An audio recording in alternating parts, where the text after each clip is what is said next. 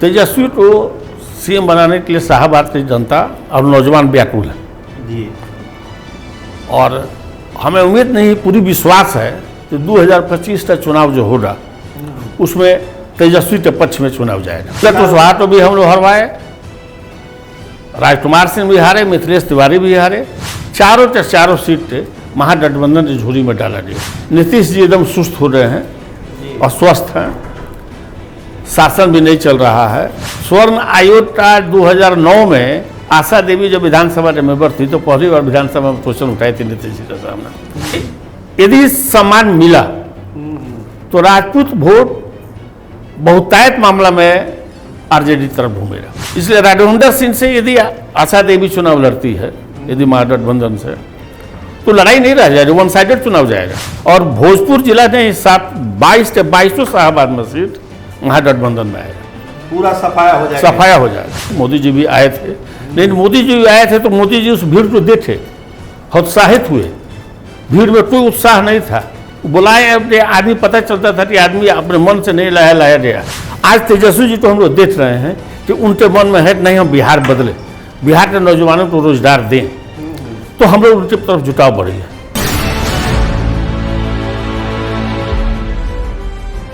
लालू यादव जब शाहाबाद की बात करते हैं और तेजस्वी यादव को मुख्यमंत्री बनाने की बात करते हैं तो उनके दिमाग में बहुत सारा प्लान चलते रहता है। शाहाबाद वैसे भी आरजेडी का एक मजबूत किला है, उस मजबूत किले को अवैध बनाने के लिए, मतलब कोई उसको जीत नहीं सकता है, आरजेडी बहुत सारे प्लान पर काम कर रही है।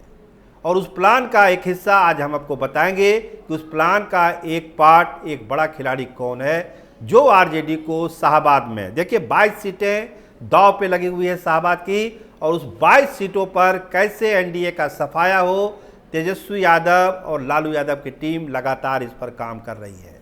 अभी देखिए बहुत सारे नेताओं को शामिल कराया जा रहा है, लेकिन शाहाबाद के इलाके में जब आप बात करेंगे तो एक नाम जो अभी चर्चा में है और जो एनडीए और आरजेडी का पलड़ा इधर से उधर कर सकता है, वो नाम है सुरेंद्र सिंह का। हमारे साथ आज है सुरेंद्र सिंह, बहुत स्वागत है आपका। धन्यवाद।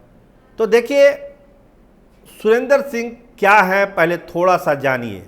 अगर हम इनके बारे में कुछ बोल रहे हैं तो इसके पीछे कुंवर सेना की ताकत है, जो 40-50 हज़ार जो एक्टिव मेंबर है कुंवर सेना के, वो इनके साथ हैं शाहाबाद में और पूरे बिहार में, जो इनको दिलो जान से चाहते हैं। तो इतनी बड़ी ताकत, इसके अलावा 2 बार चुनाव जीत चुके हैं। जो लड़ाई हुई थी वो ज़बरदस्त हुई थी और 700 के अंतर से पिछला चुनाव वो हार गए थे, आपको मालूम ही है। तो इस बार क्या होगा, आखिर क्यों नज़र पड़ रही है लालू यादव और तेजस्वी यादव की सुरेंद्र बाबू पर, ये भी इनसे समझेंगे। लेकिन पहला सवाल जो मेरा है उनसे वो ये है कि शाहाबाद में बीजेपी इतनी कमज़ोर, एनडीए इतनी कमज़ोर और राजद इतनी मजबूत आपको कैसे दिखती है, आखिर क्या बात है? देखिए 2005 से जब नीतीश जी का शुरुआत हुई जी तो हम सब लोग उनका साथ दिए जी और साथ दिए, और उससे नतीजा हुआ कि पूरे शाहाबाद में एनडीए बहुत मजबूत स्थिति में आई और महागठबंधन कहिए उस समय आरजेडी बहुत कमज़ोर हो गई। लेकिन धीरे धीरे 2010 के बाद सरकार का जो रहन सहन था, जो व्यवहार था, जो सिस्टम था, उस पर दलाली परंपरा कायम हो गई और कुंवर सेना मेटाले शिक्षा नीति का विरोध करते आया। जी 2020 में जब हमारे साथ धोखा किया गया तो हम लोग पूरा एनडीए के विरोध में खड़े हो गए और उसका नतीजा हुआ कि 22 में से 19 सीट महागठबंधन से जीत हुई। अभी जो लोकसभा चुनाव हुआ, कहा जा रहा है कि राजकुमार सिंह जो हारे हैं, कहीं ना कहीं कुछ ऐसे लोग हैं, चर्चा में आपका भी नाम लिया जाता है कि आपने भी दिल से साथ नहीं दिया और चुनाव हार गए राजकुमार सिंह। इसमें क्या सच्चाई है, चर्चा है या सही में इसमें सच्चाई है? देखिए राजकुमार सिंह ही नहीं, शाहाबाद के चारों लोकसभा सीट हम लोग कुंवर सराय नारा था, कोई भी बाहरी व्यक्ति हो उसको शाहाबाद से चुनाव नहीं जीतना देना है। चाहे वो किसी दल का हो। तो उपेंद्र कुशवाहा तो भी हम लोग हरवाए, राजकुमार सिंह भी हारे, मिथिलेश तिवारी भी हारे। चारों सीट महागठबंधन ने झोली में डाला दिया और महागठबंधन ने एक भी बाहरी उम्मीदवार तो शाहबाद से उम्मीदवार नहीं दिया था, सारा सीट जीता आदमी। और अभी के डेट में जो चल रहा है उस पोजीशन में नीतीश जी एकदम सुस्त हो रहे हैं, अस्वस्थ हैं, शासन भी नहीं चल रहा है। और कुंवर सेना जो मेटाले शिक्षा नीति का विरोध करता है, दलाली परंपरा का विरोध करता है, तो नीतीश जी के चारों तरफ वैसे ही लोग घिर रहे हैं। आप तो सुरेंद्र बाबू नीतीश जी के साथ रहे हैं संघर्ष के दिनों में भी और शासन के दिनों में भी, क्या अंतर दिखता है आज के नीतीश कुमार में और उस समय के नीतीश कुमार में? आप तो बहुत नज़दीक रहे उनके साथ। मेरे 2005 से 10 तक नीतीश जी का शासन बहुत अच्छा था, इसमें कोई दो मत नहीं था जी। लेकिन 10 के बाद 15 के बाद जो शुरुआत हुआ जी, उसके बाद हालत ठीक नहीं रही और शासन पर इनका कमजोर हाथ होता चला गया। 2020 के बाद तो एकदम मामला ऐसी हो गया, लॉ एंड ऑर्डर भी इनके हाथ में नहीं है। अभी तो चुनाव समय में आया है तो फलाना आयोग आपका स्वर्ण आयोग जो अभी एथीटीए हैं, इसके पहले भी जो बनाए थे, स्वर्ण आयोग का 2009 में आशा देवी जब विधानसभा के मेंबर थी तो पहली बार विधानसभा में क्वेश्चन उठाई थी नीतीश जी के सामने। उसमें उदय नारायण चौधरी स्पीकर थे, हाँ सब चीज किया दिया कि आप ऐसा बात मत उठाइए। बहुत से विधायक आते बोले कि आपका टीआर कट गया, आशा देवी बोली कि टीआर कट गया, जो समाज की आवाज़ की बात है मैं उठाऊंगी। लास्ट में नीतीश जी बोले कि अपना मान वापस कर लीजिए और समय आने पर इसको हम लोग देंगे।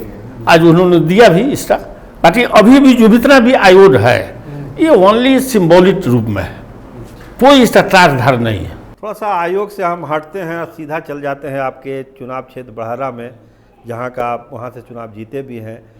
95,000 राजपूतों की आबादी है।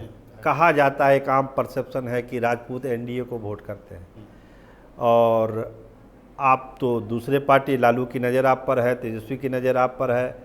आप जो तेजस्वी यादव काम कर रहे हैं उसकी सराहना भी करते हैं, तेजस्वी यादव ने जो रोज़गार दिया उसकी भी आप तारीफ़ करते हैं कि युवाओं को रोज़गार मिल रहा है।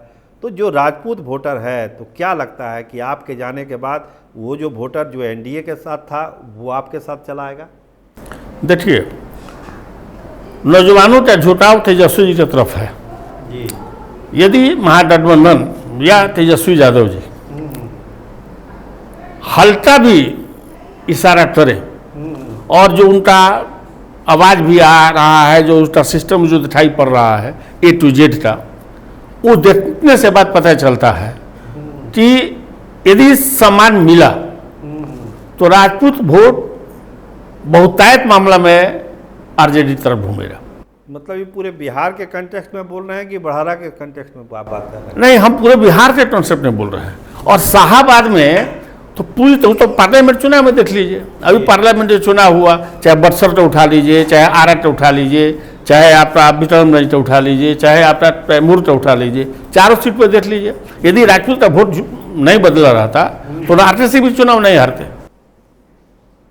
अच्छा, वो तो आरके सिंह तो आरोप ही लगाते हैं कि कुछ पार्टी के लोग थे, कुछ शुभचिंतक ऐसे थे जो मुंह पर कुछ बोले हमको हरवा दिए, तो आरोप लगा ही रहे हैं आरके सिंह। आरके सिंह तो हम कह रहे थे कि आप उनको तो निर्विरोध रहना चाहिए था, कोई उनके खिलाफ चुनाव नहीं लड़ता, नहीं हारते वो। अरे राजनीति में तो भाई कोई ना कोई विरोध तो करे रही ना, निर्दलीय जीत जाते हो। निर्दलीय नहीं हम कर रहे हैं तो वो माने उनके कहने के हिसाब से हमारे खिलाफ कोई चुनाव मत लड़े, कोई हमारा विरोध नहीं करे, जी जी जी, अब वो चुनाव जीतेंगे। नहीं, ऐसा तो लोकतंत्र में होता ऐसा तो हो नहीं सकता है। तो आप बताइए, आपके भी खिलाफ बहुत सारे कैंडिडेट वहाँ बड़हरा में होंगे। अभी जो मौजूदा विधायक हैं राघवेंद्र बाबू, वो भी एक्टिव हुए हैं, लेकिन जो एंटी इनकम्बेंसी है राघवेंद्र बाबू का, क्या वो आपको फ़ायदा पहुँचाएगा बड़हरा में? देखिए, राघवेंद्र जी से हमारे 3 बार चुनाव डायरेक्ट हुई है जी। 2005 में, फरवरी में भी और नवंबर में भी और 2010 में भी, और तीनों बार वो आरजेडी से लड़े हैं जी। और 2 बार तो उनको हमने बुरी तरह से हराया और तीसरा बार हम लोग तकनीकी वोट हुई और तकनीकी वोट में 700 वोट से चुनाव जीत रहे। अच्छा। इसलिए राघवेंद्र सिंह से यदि आशा देवी चुनाव लड़ती है, यदि महागठबंधन से, तो लड़ाई नहीं रह जाएगी, वन साइडेड चुनाव जाएगा। अच्छा। वन साइडेड चुनाव जाएगा। और भोजपुर जिला ने 22 शाहाबाद में सीट महागठबंधन में आएगा, पूरा सफाया हो जाएगा। सफाया हो जाएगा। अच्छा, तो एक बड़ा दावा आप कर रहे हैं, तो लेकिन शाहाबाद को लेकर तो एनडीए खेमा भी पूरी तैयारी में, वो भी देख रहा है कि जो नुकसान हुआ है, अभी प्रधानमंत्री भी गए थे शाहाबाद में, मैसेज दे के आए हैं, और नेता भी एक्टिव हुए हैं, तो कहीं ना कहीं से अपनी कमजोरी को तो एनडीए वहाँ मजबूत कर रहा है ना, तो फिर आप लोग तो हर पार्टी प्रयास करता है कि हम मजबूत करें। मोदी जी भी आए थे, लेकिन मोदी जी भी आए थे तो मोदी जी उस भीड़ को देखे, उत्साहित हुए, भीड़ में कोई उत्साह नहीं था। बुलाए अपने आदमी, पता चलता था कि आदमी अपने मन से नहीं लाया गया है, इसलिए मोदी जी भी उत्साहित नहीं थे इस भीड़ को देखते। उसके बाद फिर अपना सीमान और कहाँ जा रहे हैं, अपना कर रहे हैं। लेकिन शाहाबाद की धरती जो है, देखिए हम लोग का कारण लेते हैं कि शाहाबाद में आज जो भी विकास हो रहा है, हम लोग कांग्रेस सरकार से भी लड़े हैं, लालू जी से भी संघर्ष किए हैं और एनडीए से भी संघर्ष किया है। कुंवर सेना का संघर्ष का नतीजा है कि आज कुंवर से भी जो 23 अप्रैल जो दिखाई पड़ता है, जिसको बिहार सरकार भी मना रही है और भारत सरकार भी मना रही है, वो 23 अप्रैल कुंवर सेना के दिन है। कुंवर सेना के दिन है कि आज कुंवर से विश्वविद्यालय का स्थापना हुआ, आरा सासाराम रेल लाइन का स्थापना हुआ, जो लालू जी से संघर्ष करके और हम लोग लालू जी से मनवाए और लालू जी ने इसका स्थापना भी किया। नीतीश जी के साथ में जब हम लोग गए थे तो हम लोग नीतीश जी को रमना मैदान में बुलवा कर और वहीं पर घोषणा करवाए नीतीश जी से कि आप सहार अरवल पुल को घोषणा करिए। और वहीं से फिर 2009 में ज्योतिष मेमोरियल हॉल में कुंवर विजयोत्सव जो हमने मनवाया और नीतीश जी को और मोदी जी को बुलवाए, तो वहाँ पर हम लोगों ने आरा छपरा पुल का घोषणा करवाया और उसका नाम भी वीर कुंवर सिंह सेतु रखवाया। तो शाहाबाद में आज जो भी दिखाई पड़ रहा है, पूरे शाहाबाद का विजन हम लोग नीतीश जी के सामने दिए थे कि शाहाबाद 3 तरफ से जो घिरा हुआ, एक तरफ से तैमूर पहाड़ी है, 2 तरफ से डंडा नदी और सोन नदी से घिरा हुआ है। इसमें सारा बालू यहाँ से जाता है और गाजियाबाद में ग्लास का फैक्ट्री बढ़ता है, यहाँ से जो माइंस निकलता है, सीमेंट का फैक्ट्री हट गया, कागज का पेपर का फैक्ट्री हट गया। ये सारा विजन दिया गया था। 2010 तक ले हम लोग तो बात माने, 2010 के बाद नीतीश जी का बदलाव शुरू हो गया और वो कुछ लोगों के बीच में घिर गया। नतीजा हुआ तो हम लोग दूर होते चले गए। आज तेजस्वी जी को हम लोग देख रहे हैं कि उनके मन में है नहीं हम बिहार बदले, बिहार के नौजवानों को रोजगार दें, तो हम लोग उनकी तरफ झुकाव बढ़ी है। तो तेजस्वी को सीएम के तौर पर देखा जा रहा है, आरजेडी तो घोषित कर ही रही है, सहयोगी पार्टी भी कर ही रही है, कांग्रेस को छोड़ दिया जाए तो बाकी सब लोगों ने कह दिया कि तेजस्वी सीएम है। हम ये आपसे जानना चाह रहे हैं कि तेजस्वी के सीएम बनाने में शाहाबाद और आपकी क्या भूमिका होगी, ये हमारे दर्शकों को बताइए आप। तेजस्वी को सीएम बनाने के लिए शाहाबाद की जनता और नौजवान व्याकुल है जी, और हमें उम्मीद नहीं, पूरी विश्वास है कि 2025 का चुनाव जो होगा उसमें तेजस्वी के पक्ष में चुनाव जाएगा। अच्छा, तो मतलब इसका आधार क्यों मानते हैं? मतलब तेजस्वी को लोग पसंद कर रहे हैं, उनकी नीतियाँ पसंद कर रहे हैं, आरजेडी जो रोजगार की बात कर रही है, तेजस्वी जो नौकरी की बात कर रहे हैं, पलायन रोकने की बात कर रहे हैं, ये चीज़ें लोगों को पसंद आ रही है, युवाओं को? देखिए अभी जो घोषणा सरकार की अभी हाल में बहुत सी चीज़ घोषणा की, इसका आवाज़ तेजस्वी जी ने उठाया। आज चुनाव सामने आया तो उसका इम्प्लीमेंट शुरू हो गया। कल तक नीतीश जी बोल रहे थे कि कहाँ से हो रहा है, कैसे हो रहा है, आज इम्प्लीमेंट शुरू हो गया। एक तो ये चीज़ 20 वर्ष के शासन में लोग नीतीश जी को एक अस्वस्थ हैं, उतार दिया है शासन से। लोग अब रोज रोज एक ही बात को सुनना पसंद नहीं कर रहा है, पसंद नहीं कर रहा है। लोग चाहता है कि शासन बदले, और शासन बदलने में तो दिखाई पड़ रहा है, तो एक बात तेजस्वी दिखाई पड़ रहा है। तो ये थे हमारे साथ सुरेंद्र बाबू, शाहाबाद का एक मजबूत हस्ताक्षर, बड़े नेता शाहाबाद के इलाके की। साफ कह रहे हैं कि अगला जो दृश्य तस्वीर दिखता है वो तेजस्वी यादव ही दिखते हैं सीएम के तौर पर, और शाहाबाद जो 22 सीट है वो आरजेडी और महागठबंधन की झोली में इस बार जाना ही जाना है। लोगों ने ऐसा मन बना लिया है, तो इंतज़ार करिए और हम लोग भी देखेंगे कि सुरेंद्र बाबू के इस दावे में कितना दम है जब चुनाव का नतीजा निकलेगा। लेकिन इतना तय है कि शाहाबाद में बहुत ही जो संघर्ष होगा वो कांटे का होगा, और उसमें कुछ खास किरदार जिसकी हमने चर्चा शुरू में की, सुरेंद्र जी की भी चर्चा की, कुछ ऐसे किरदार बहुत ही महत्वपूर्ण भूमिका 25 के चुनाव में निभाने वाले हैं। आप देखते रहिए स्टार टीवी बिहार। आपका बहुत धन्यवाद, आपका बहुत बहुत शुक्रिया।